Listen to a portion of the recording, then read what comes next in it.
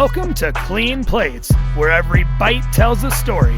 I'm Brian Romain, joining you on a culinary journey to understand the whys behind our diets and desires. Welcome to Clean Plates, where every bite tells a story.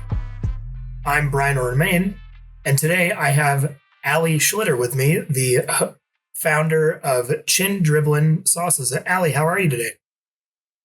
I'm good. How are you? I'm great. So give everybody just a little bit of like a background for those who don't know about your company, just like a basis of who you are and what you do.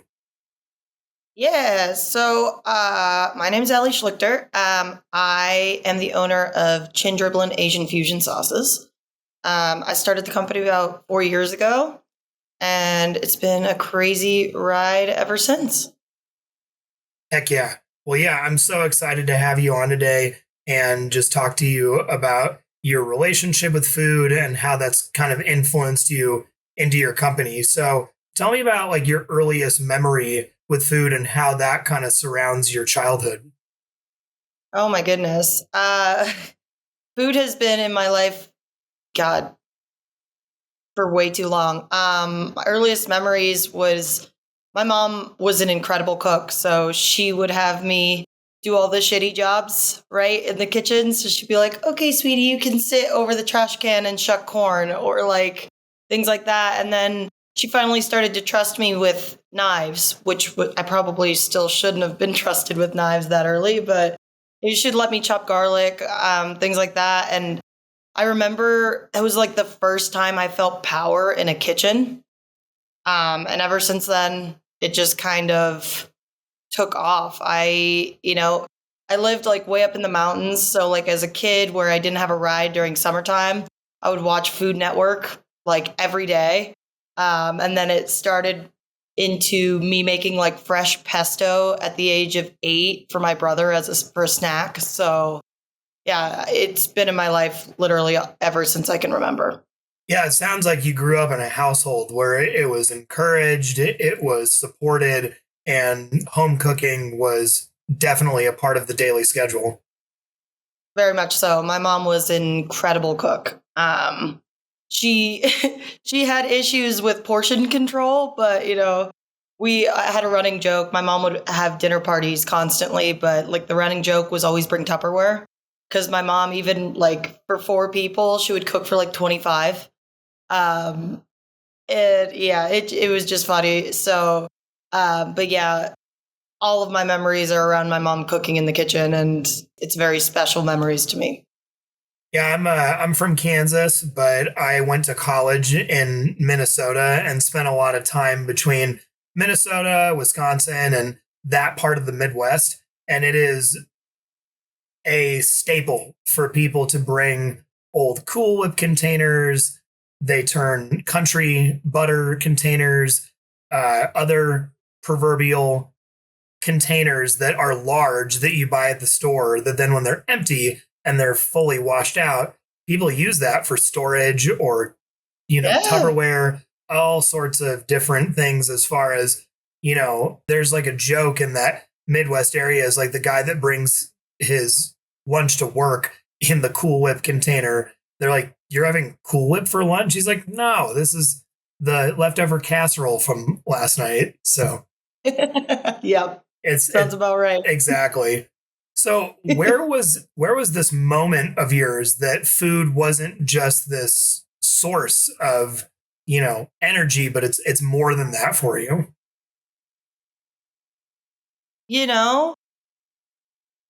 Food has always been my love language. So like it's very special when I cook for people, even if it's just like throwing something together because I do it with love. And there's been a few moments. I'd say one of my friends was going through something like really heavy in her life. And I was like, you know what? Just come over. Like, I'll cook for you. We can just sit and we can talk. And made her this dish. I think it was, there's 2. So I think it was like a chicken dish. But she had it and she just started crying. And it was like a release for her because, like I put all of this love in the food and she literally felt it. Like she took one bite and just started crying. And she was just like, this is exactly what I needed. I actually have like a running thing that I do. I didn't do it this year because I was too busy. So my friends are really mad at me.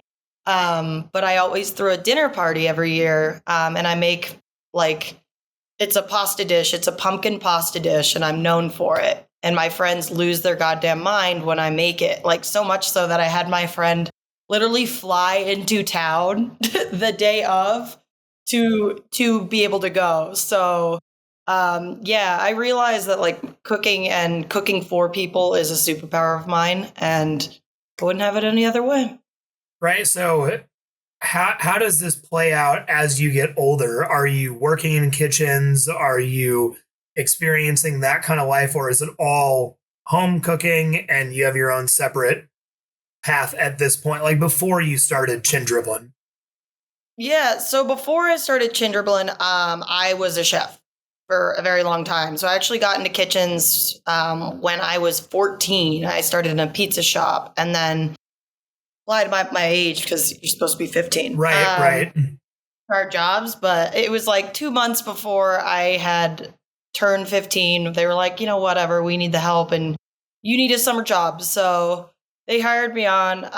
And then ever since then, I've worked in kitchens. And then I started running restaurants way too young. So I ran my first restaurant when I was 21, which is wild. I don't know why anyone would give me control over a kitchen at that age, but I guess I looked like I knew what I was doing. But yeah, I didn't just come into cooking. I wasn't like, I'm just going to start doing this for like Instagram, blah, blah, blah. I've been in kitchens my entire life.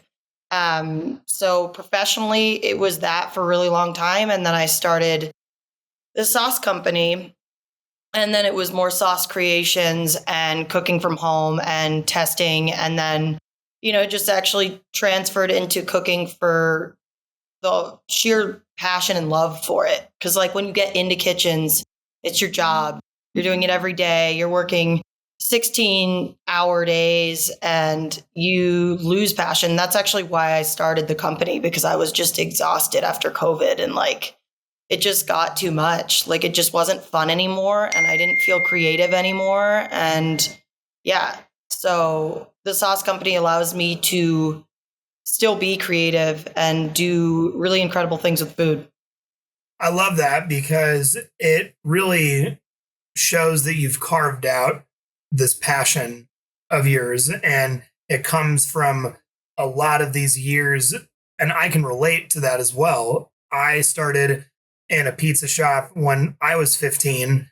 And this was after I had been a lifeguard for a few summers. So I was still young, but I got into the kitchens because I just didn't want to even do the indoor lifeguarding stuff anymore. So therefore, I wanted a different job. And my dad was like, well, you should get into cooking. I think that it'd be a great skill for you to learn early. And he taught me a lot of things in the kitchen as well. And when I started in the pizza industry, it just, added up to then working in different restaurants as well and throughout Minnesota and Colorado. And you get burnt out at one point, even though you tell yourself it's not going to happen or you think you find the right restaurant. I kind of lied to myself a couple of times when I found what was good food and decent environment, but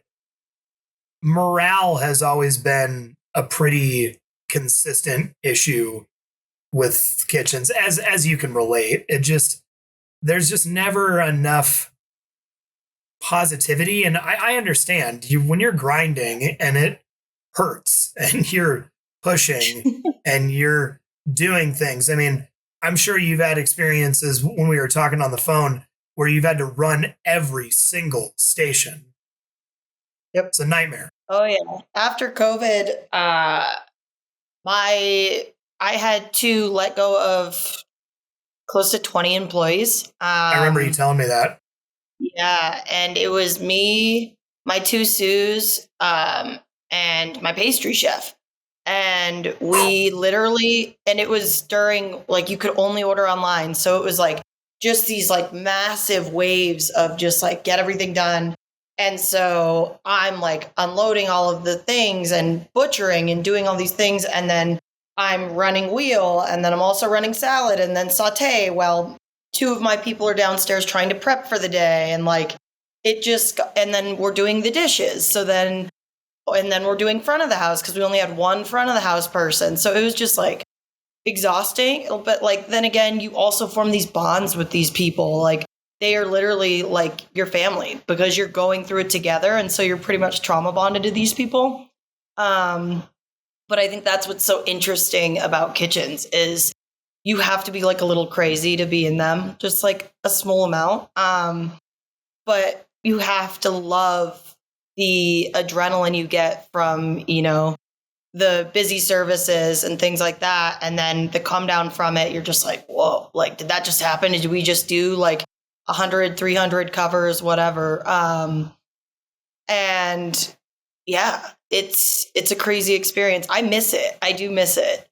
But allowing myself to have creativity and freedom when I work is kind of life-changing for me because, you know, I would work 75 hours a week, which was crazy.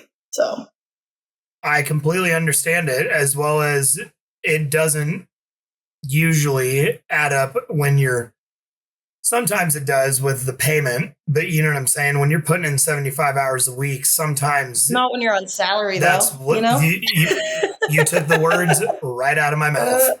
I tried to be on hourly as hard as, or hourly as long as I could. No, I totally understand because it does matter when it comes to these different aspects of you putting in that 75 hours into a, you know, company and a weekly schedule, and you're only getting paid for basically 50 of it, you know, or however, you know, it maths out. But yeah, it's a pretty common theme that most people get a little burnt, a little toasty from, you know, doing the line cooking or the early shifts all the way into the late days and things of that nature. And I totally get it, which is probably what allowed you to step away from that, but then gave you also this passionate tank of fuel to start Chin Dribbling. So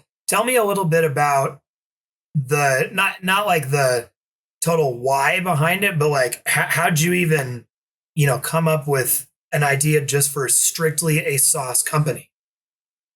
Yeah. So this was like right after COVID, and I was talking to one of my really, really good friends, Ashley, and she's always been really, really supportive of me. And we were having like late night conversation just in the car, just like chatting. And I just like had this realization where like the only thing I talked about was work. It was my entire identity. And I was just like over it. Like it didn't matter if something good happened at work, something bad happened at work, something stressful happened. It was just the only thing I talked about. And I just like lost like who I was as a person. And she kind of like looked at me and she's like, dude, I have tried so much of your food. The one thing that you are incredible at and that what sticks out is your sauce making. She was like, I say you start a fucking sauce company. And 2 days later, I'm the type of person, like, if I said I'm going to do something, I'm going to do it. So 2 days later, I started Chin Dribbling. I love that. But it wasn't like, yeah, it wasn't like easy.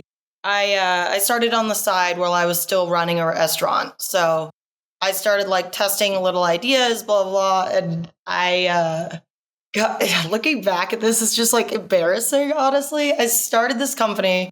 I made these sauces and I did like a friends and family drop. And the first sauce I did was the tamarind. It's now the tamarind yakisoba sauce, but back then it was called the tamarind steak sauce. And it was like very Worcestershire-esque for some reason. I don't know why I decided to drop that one first. I had plenty in my repertoire. But I dropped that one and I was like, yeah, it's going to be dope. I put it in like a maple syrup bottle. Like, just the branding was not it.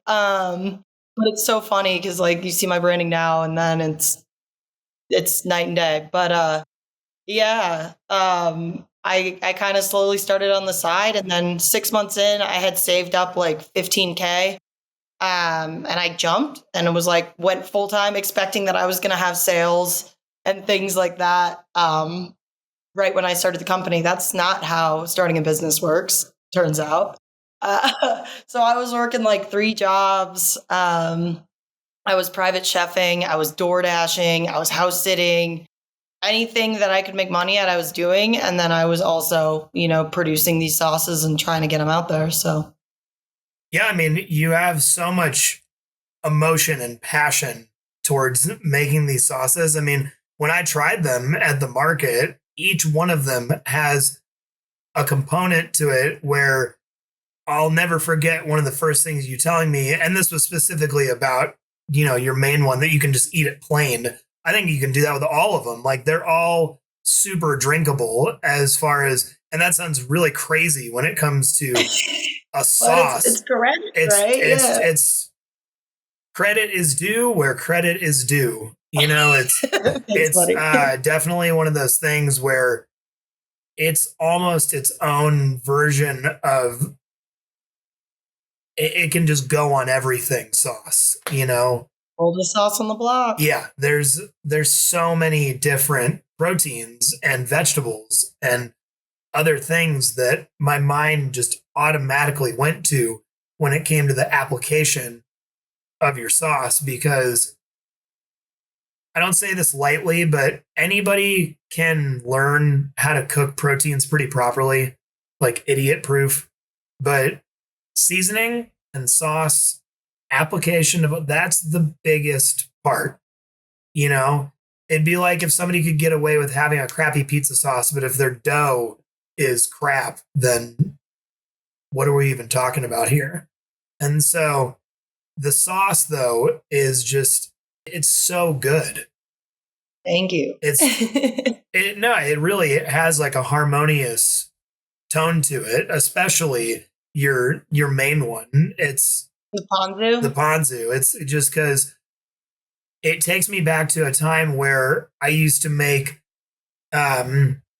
these like a tuna with a ponzu, where you stack it with avocado in one of those little like those little metal sheets that you can build with. We would put avocado. Ironically, we would put kettle like potato chips as the base, and then the ponzu. Yeah.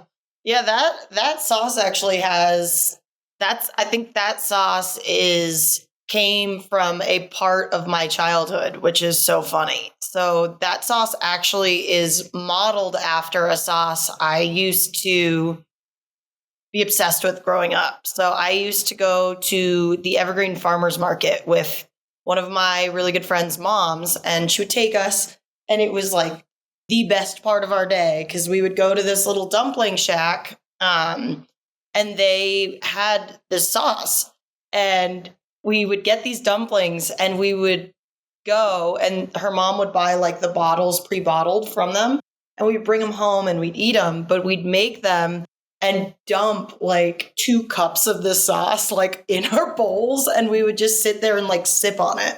Shout out Keely Marie. But yeah, we that sauce is actually really honestly modeled after the Two Sisters sauce.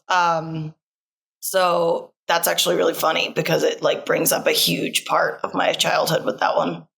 That's great. I mean, I think that is the whole reason that you're in the retrospect of things, looking at it now as you are gaining more traction, more success. This company is becoming more and more and more of a household name as time goes on. I mean, at the time that I've now met you currently, you've already put in so much work. So like, tell me a little bit just about, now that you're kind of messing with these sauces, you have people that are engaging, you're full in after the 15K, and how does that look as far as all the work up until now?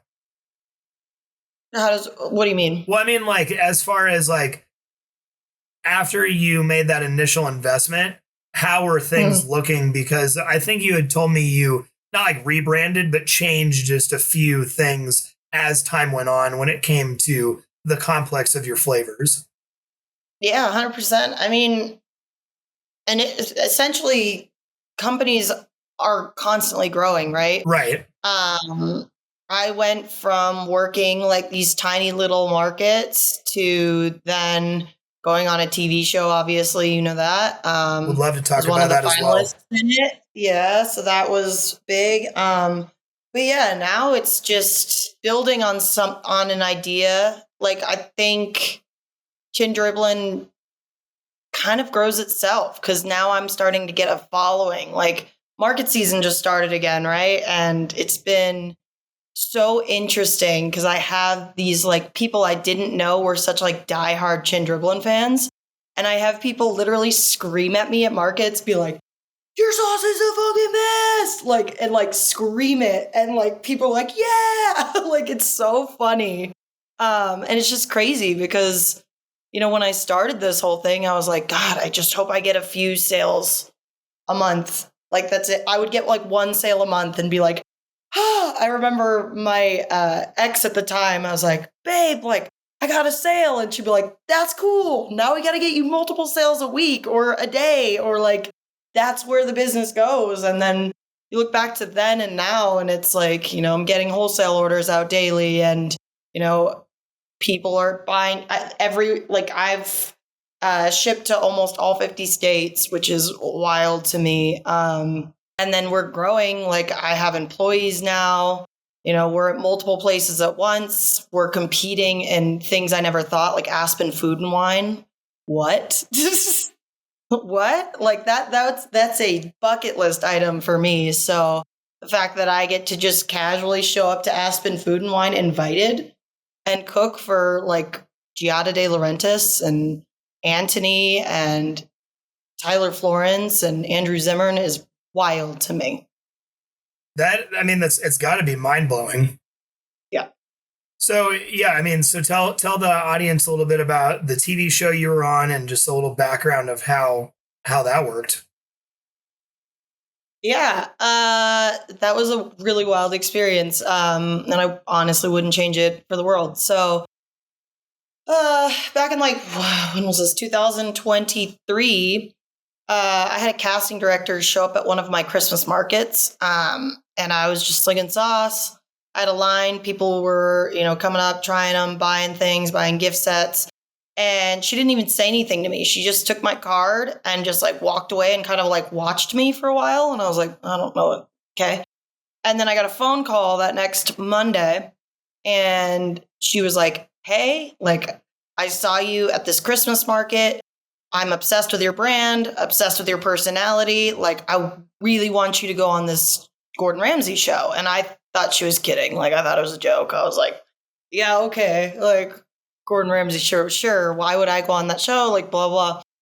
And for months, you know, I was like, okay, like, let's see. So I had my friend Rick help me film the application video. And sure enough, I just kept getting through to every round. And then, like, a week before, they were like, yep, you're coming to London. Like, and I was like, oh, okay, cool. Like, I'm on the show, blah, blah, blah. No. So we get to London, and you actually have to, like, Shark Tank style, pitch your business to Lisa Vanderpump and Gordon Ramsay. So you get there and you're like, cool. And then you have to go through this like incredibly nerve-wracking experience. You're walking down this like 500-foot hallway, and they're just like sitting there, just like, what do you have for us that we haven't seen before? Like terrifying. And you have to pretty much pitch for your life. So, and then they choose you to be on each one of their teams. So they actually fought over me. So that was pretty crazy. So I had to choose what team I wanted to go on. And, you know, my mom was a massive Gordon Ramsay fan. And that I was like, I gotta be on Gordon's team. I gotta choose it.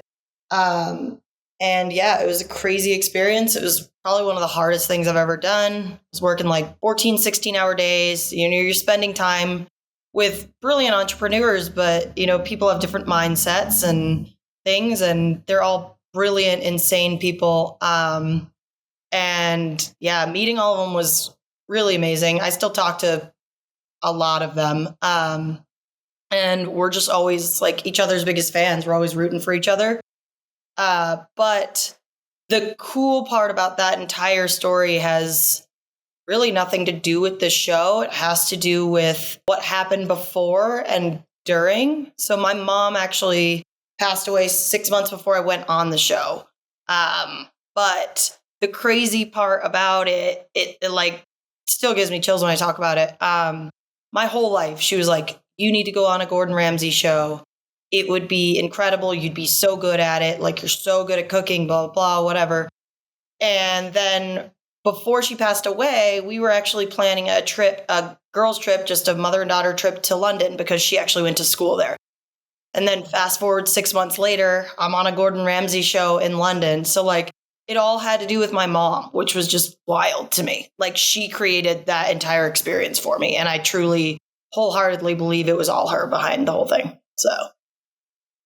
Yeah, I completely believe what you're saying, because there's so many elements to the story that add up energetically to the vicarious carrying of, there's a reason it was in London, there's a reason you were going there to cook, and there's a reason that these people connected you to this whole experience in this, and there's a reason they chose you. There's a reason they were fighting over you, because you've been bred into this whole experience, and you've had so much experience since the beginning of your childhood, from what you've told me, that this all adds up to the correct math.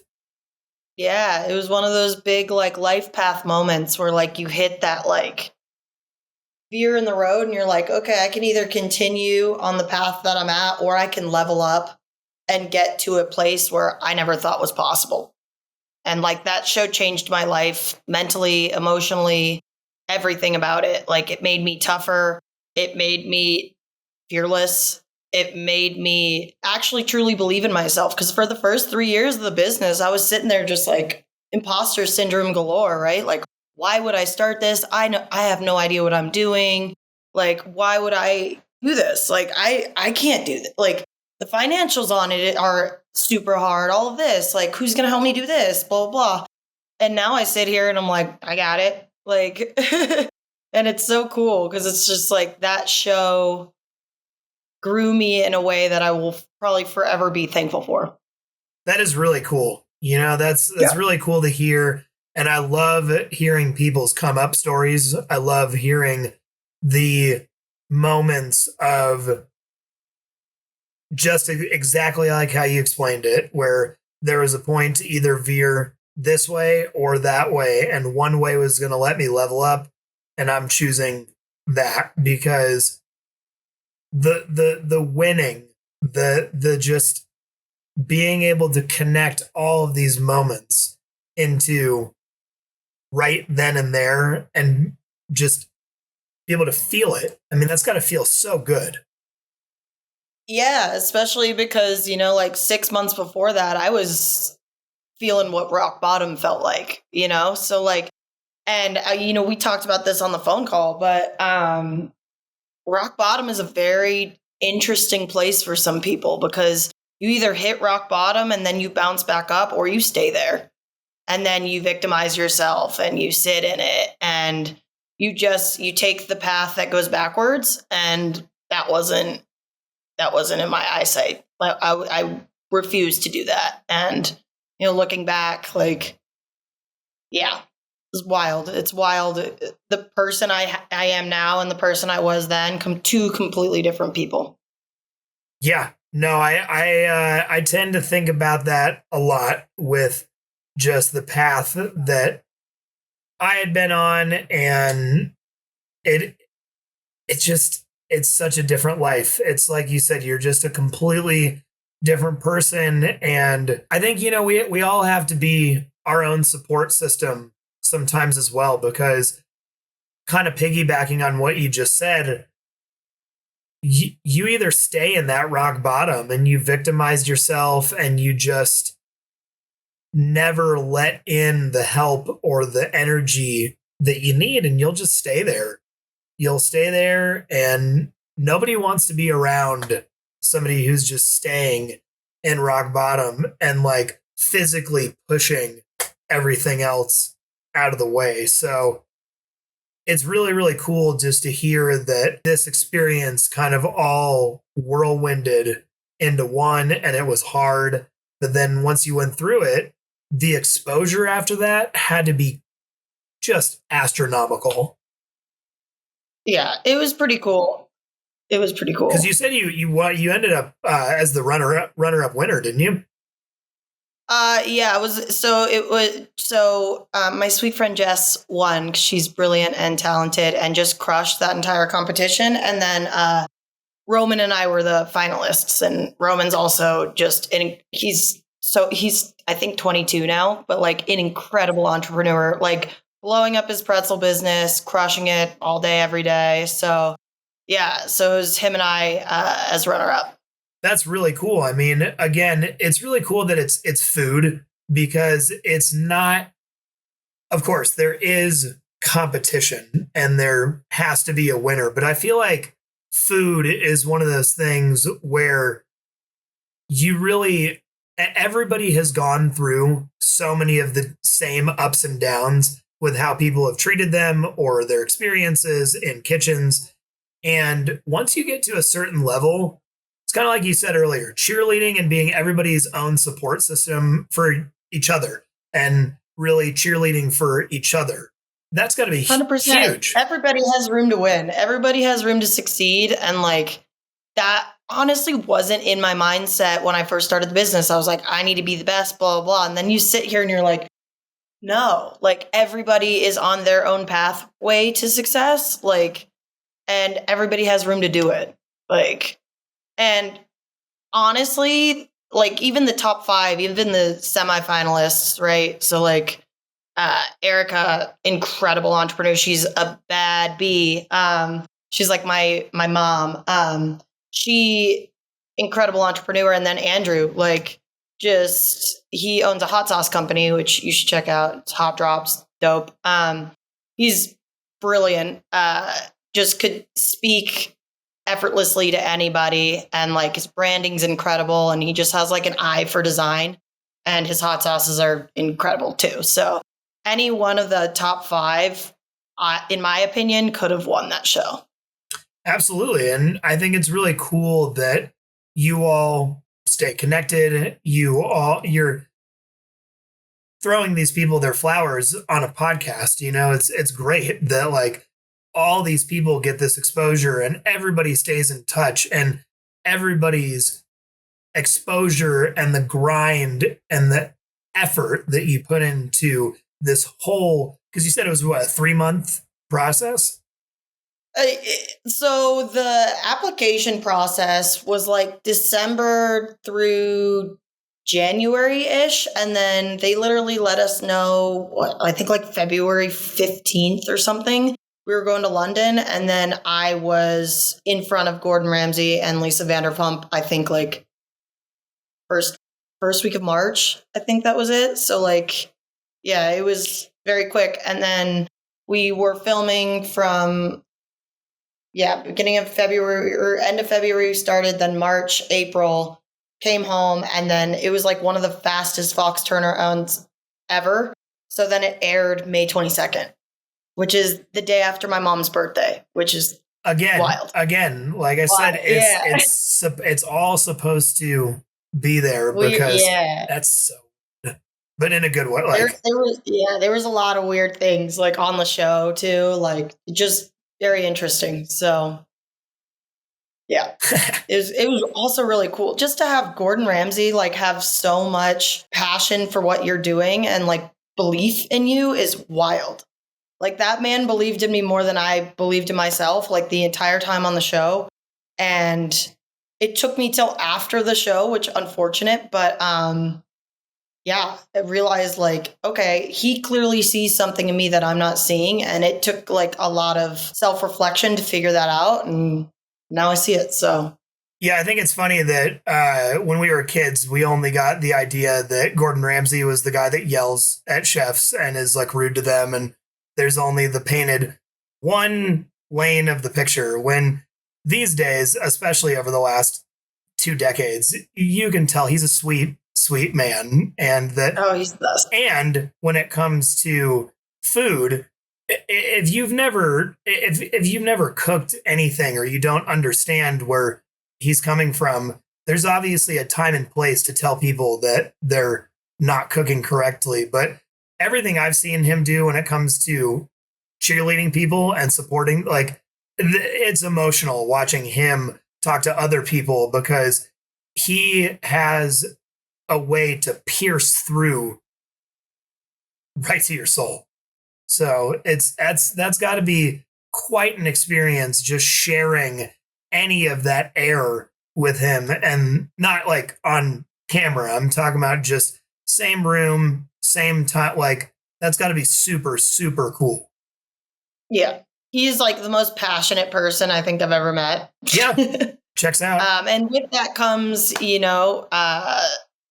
competition, right? He wanted to win. Like, he's a competitive guy, and so is Lisa. So like they were constantly just like talking shit always. It was so funny. I bet. Yeah, I bet it's hilarious because they're coworkers, but they're competition, and they're chefs. So it's got to be quite the colorful conversations, but also keeps everybody's spirits up as well. Right. Yeah. And then going on that show, like the exposure, 9 million people watch that show live on Fox every Wednesday, and now it's on Hulu. So you can still watch it second season. And I tell people, like, they're like, wait, can you watch it? I'm like, yeah. And I trip and eat shit in the first episode. So you can go watch that too. And they're like, what? Like, really? I'm like, yep. That's hilarious. So then you get home, and where are you now? After, not like now, but like once you get home after the show and things settle out, like, what is your plan of action from there? Growth. Ride, you have to ride the wave of it too. And they prepared us for it. They're like, you need to have backstock and product. You need to be ready for your business to blow up after this show. Right. And so we all went home and like trying to get everything together and, be like, okay, well, I'm going to need this, and I'm going to make sure I have enough sauce here and blah, blah, blah. And I mean, yeah, like after the show, when it aired, then the finale, like the first episode, people started like, I think I woke up with like 60 or 70 orders the first episode, which was crazy. And then the finale happened, and I think some people were like trying to support me, so they were bummed I didn't win, but it's all good. Honestly, I think Jess deserved it. So, but yeah, it went a little crazy. I got like, I think 500 something orders in like a span of 2 days, which was incredible. And I never thought that would happen because, right, I told you, like, when I first started the business, I'm like, I got one order. And now, we're consistent. We're getting multiple orders out a week, wholesaling orders, getting into stores, growing in markets. I'm working, I think, like 7 markets right now. Mm-hmm. Which is crazy. And then like getting opportunities. I worked Vail Food and Wine over the winter time, and now Aspen Food and Wine. I'm doing podcasts, photo shoots, like just stuff I never thought would happen. And I'm sitting here just like receiving it all from the universe. And you deserve it. I love that this is all happening for you. When I met you at the market, it just clicked for me to ask to have you on the show, because it really seems like, not like, just flat out, you do deserve this. You're when I met you, that's why I wanted to invite you to the bonfire opening, because I was like, I really respect this girl and like what she's doing, because, from going from you saying that at one point maple syrup bottles were like the cool thing, So like I'm ignorant to the process of how do you find a bottle supplier, or how did you find what to put it in, and the label and the art and stuff like that? Because I'm actually developing my own kind of like cactus soda drink for Bonfire, where we're gonna like, get in the test kitchen, because we have our kitchen, so we can use that as a test kitchen commercially. But when did you transition from just making the stuff at the house, quote unquote, to like, oh, I need a huge kitchen with, people and bottles, and how does that work? Yeah, I mean, it just comes with growth. It's just like obvious choices. Cause, right, I started cottage food. So I was literally making it in my kitchen, bottling it, and then putting the little cottage food sign on the back of the bottle. Like, this was made in a home kitchen. It's blah, blah, blah. Like, and then I started actually selling sauce. I started getting into markets, things like that. I moved to a commissary kitchen, and I worked my ass off in a commissary kitchen for 3 of those years. So I was making it all, bottling it all, labeling it all, expiration dating it all, sealing all the bottles, doing all that stuff, and then dealing with the FDA and registering it all and doing pH tests and finding bottle suppliers and all of that kind of stuff, and then ingredient suppliers. And it just kind of comes with the territory, because then the next step, right, is right before the show, I had actually got into a co-packer, but I was very specific with the co-packer because I didn't want to go into a kitchen and then just like give all of the, credit to the co-packer. I needed to be there for quality control. So I had to find a co-packer that was okay with me coming in and making the sauce with them, so I could make sure it was correct, make sure the viscosity was right, all of these things. And I still do that to this day. Every production run, I always go in. I always double check all the sauces. I make sure that all of the ingredients were put in properly, all of that, because like I refuse, I think like no matter how big I get, I will still be that way. But then, obviously it's going to get to the point where I'm not going to have time to go in with that kind of stuff. But I have to be able to trust people to keep the quality under control, all the things like that. But yeah, it all just comes with time and growth, I think. Because now, I started making when I first started, I think it was like 50 to 100 bottles. And now I'm making consistently, like monthly, 100-gallon batches of each, blowing through them. Yeah.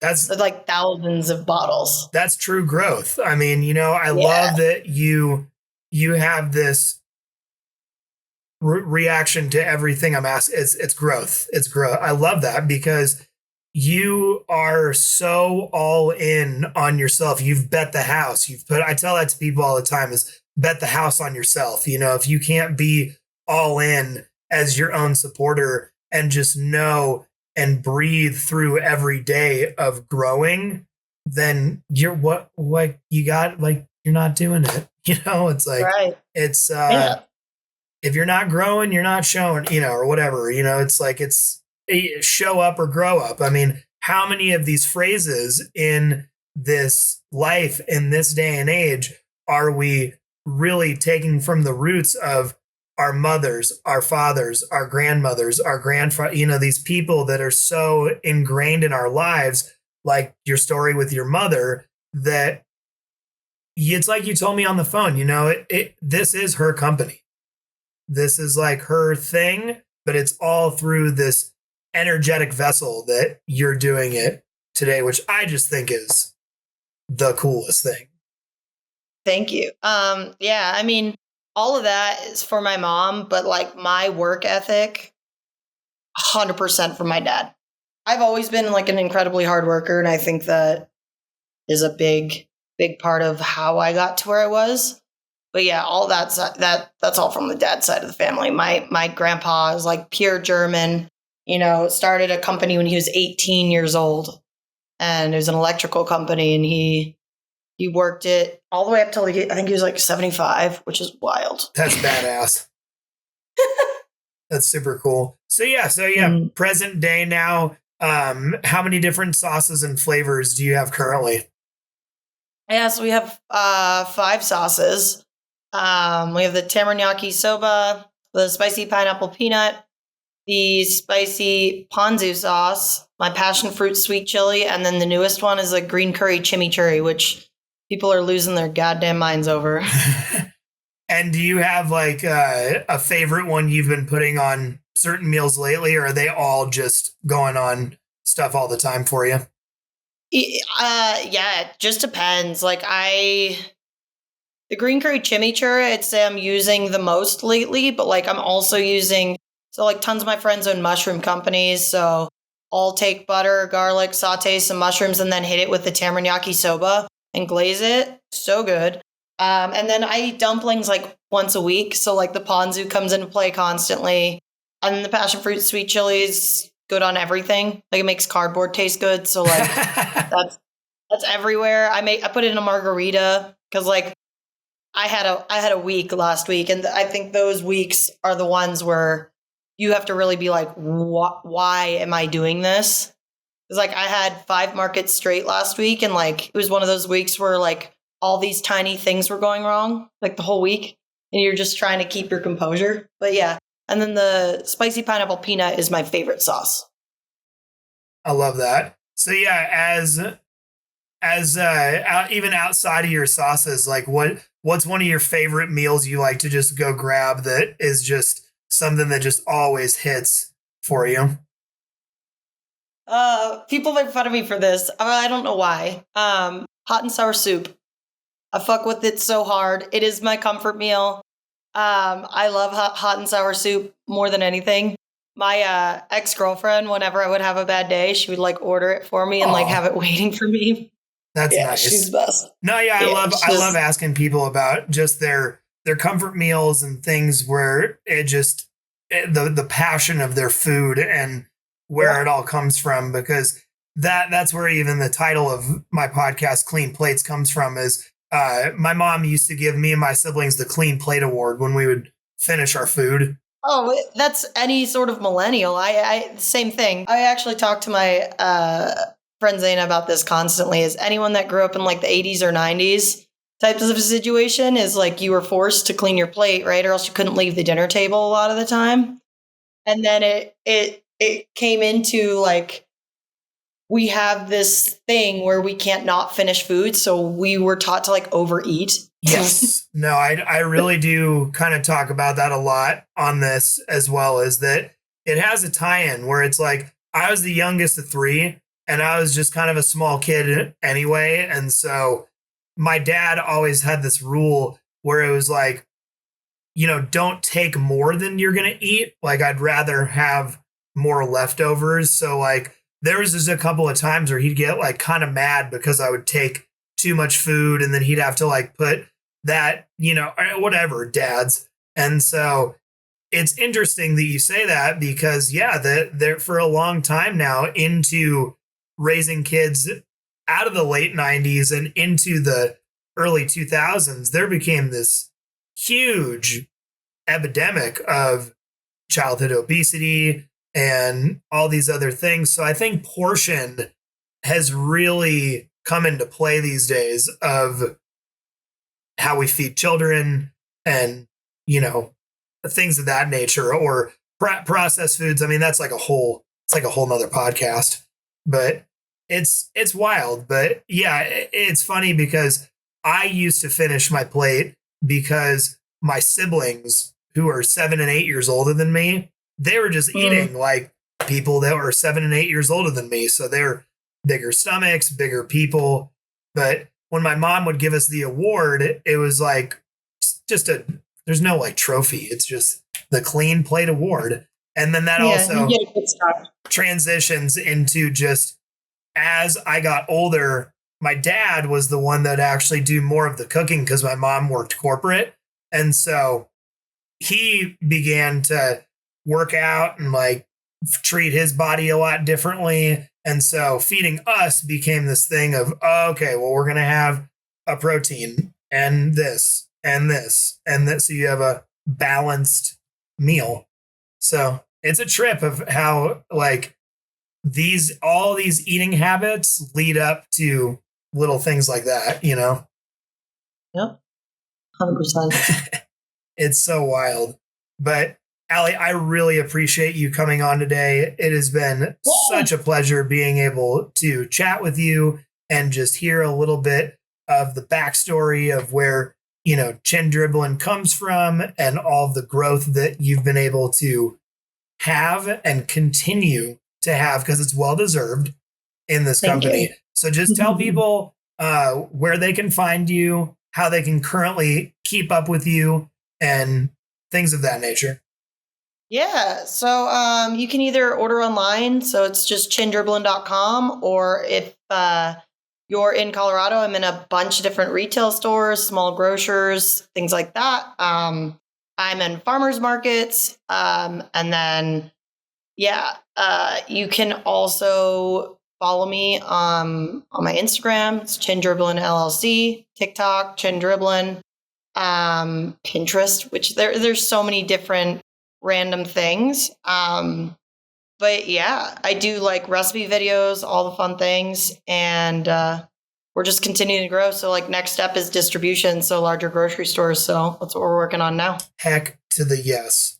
Well, full support here. Can't wait to have you on again in the future and just keep talking about what you're doing, and we'll just go from there. But again, thank you so much. And I apologize in the beginning for butchering your last name, Schlichter. Not Schlichter. Yeah, that's everybody does. It's fun. No, it's just like sometimes when the start of the recording, you get that, the stage fright nerves are still every time.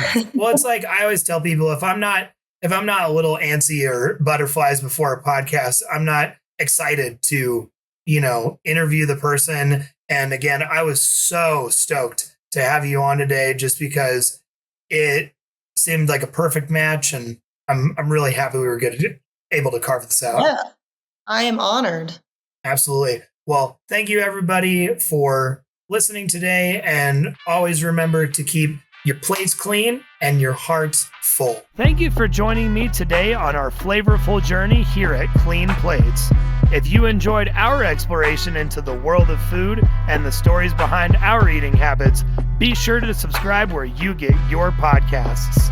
And don't forget to share your own food stories on my personal page at Brian Waterleaf or the Clean Plates podcast page on Instagram. And remember, every plate has a story, and we are here to discover them together. So stay curious, keep exploring, and continue to nurture your relationship with food. I'm Brian Romain, and until next time, keep your plates clean and your hearts